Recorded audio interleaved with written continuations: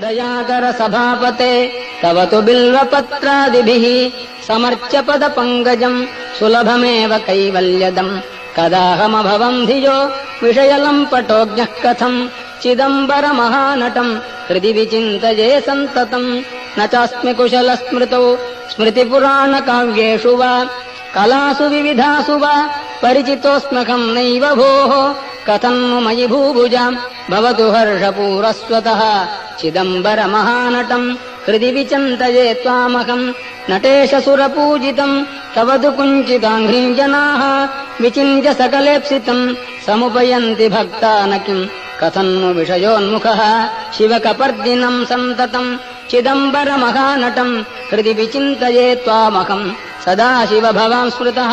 क्षणिकतोऽपि सर्वार्तिः विना समयदेशकालः भाग्यहीनस्त्वयम् त्वदीय परिचिन्तन रहित नष्टजन्मा सदा चिदम्बरमहानटम् हृदि विचिन्तये त्वामहम् त्वमेव जनको मम त्वमसि मे प्रसूरुन्मनाः त्वमेव सुहृदुत्तमः त्वमसि सूनुरादादयः भवन्तमगजाधिप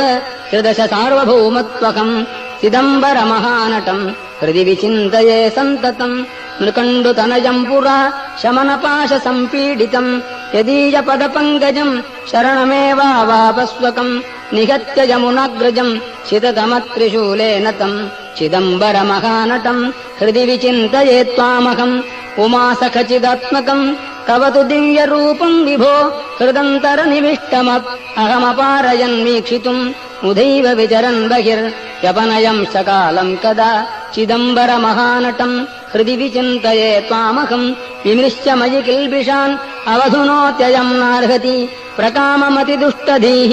मम पदाब्जयोः संसृजम् इति क्षिपसि चेत् प्रभो कमुपयामि भीतस्त्वतः चिदम्बरमहानटम् हृदि विचिन्तये त्वामहम् जनाः कतिकतित्रिगो सकलवेदसारात्मकम् पुरातनजनः कृते सुकृतवञ्चयैस्त्वाम् किल समर्च्य कृतिनो न किम् दुरितकृत्कथम् त्वामहम् चिदम्बरमहानटम् हृदि विचिन्तये त्वामहम् पतञ्जलितपः फलम् मुनिजनौघजीवातुकम् प्रपन्नजनकल्पकम् विधिहृदब्जसंवासिनम् सुपूजितमहर्निशम् श्रुतिपथैकनिष्ठैर्द्विजैः चिदम्बरमहानटम् हृदि विचिन्तये त्वामकम् डमरुकमृगरोचेष्केशरोचिष्णुपाणिः दरहसितविरजन् मञ्जुळास्याम्बुजश्रीः